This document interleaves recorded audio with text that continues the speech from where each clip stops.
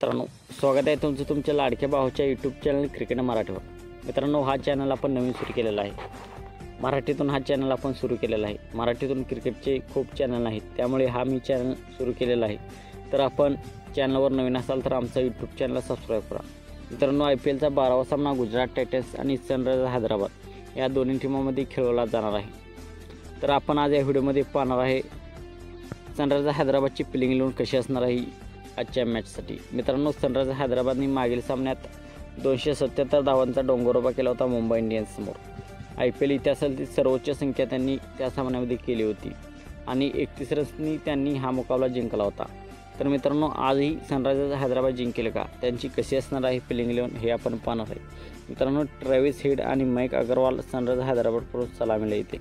एक बाद झाल्यानंतर अभिषेक शर्मा, 4 नंबरला एडन मार्करम, 5 नंबरला हेनरी क्लासेन, 6 नंबरला अब्दुल समद, 7 नंबरला शहबाज अहमद, 8 नंबरला पॅट कमिन्स, 9 नंबरला भुवनेश्वर कुमार, 10 नंबरला जयदेव उनदकत आणि 11 नंबरला मयंक मार्कंडे अशी असणार आहे सनरायझर्स हैदराबादची प्लेइंग 11.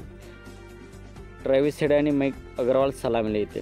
त्यांचे top order Travis Head, Mayank Agarwal, Abhishek Sharma, Aiden Markram, Henry Klaasen यासारखे त्यांचे टॉप ऑर्डर मजबूत आहे.